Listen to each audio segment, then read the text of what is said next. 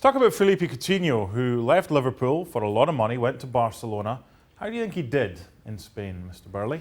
I think he's been, I don't think there's any secret, he's been below his high standards that he set at Liverpool, the standards that ultimately made Barcelona pay a hefty fee for him, a big fee, and Liverpool got very good money. It's been disappointing, not unsurprising, because you go to Barcelona, you got the weight of the expectation of that crowd, which is a step up from Liverpool. And there's a bigger, obviously, arena as well, big amphitheatre.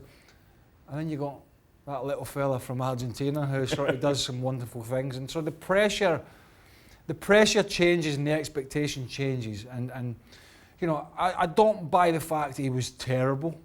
I just think to the standards that they require, and he has set himself, and he said it himself, I think, is that, you know, he needs to do better. And I think he knows he needs to be better, otherwise it'll be a short-lived stay in Barcelona.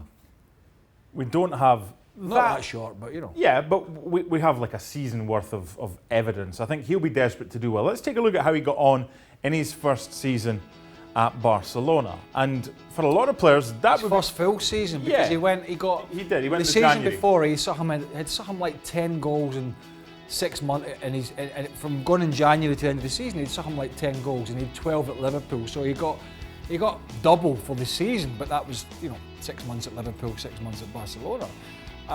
Now, when I was playing, I would go to my manager with those assists and say, "How's about the new contracts?" Player of the season.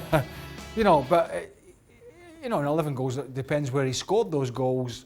I haven't got that in front of me, obviously, and you know, did he score them in a game that was, you know, 4-0 up? You know, was it in a cup competition? Where, you know, so was it in the big games? And I think that's how you sort of tally it up. And stats are stats. I don't mind that so much. Look at performance. And I think when you look at his performance, he got weighted down. And I think the other side of the coin is, and I think people struggle to appreciate this.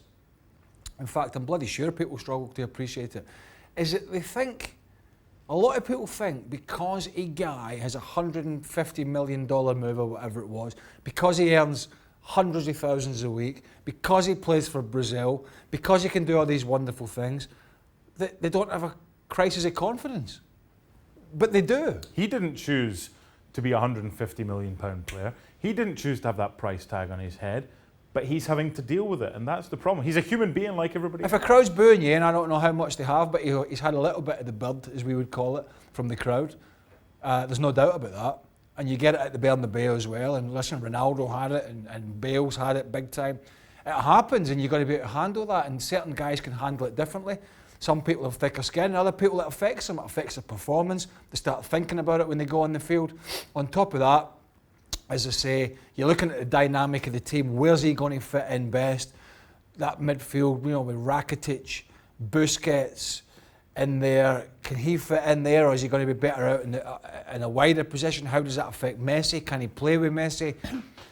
All these things fit into it, and I don't see Barcelona throwing the baby out with the bathwater just yet. But I think in 12 months' time, if we're still looking at an average Philippe Coutinho by his standards, I think Barcelona will look to get him out. There's no doubt about that. So I think he's got one season to really show Barcelona what they paid for. And I'm sure he'll be determined to do so as well. Big 12 months coming up for the Brazilian in Catalonia.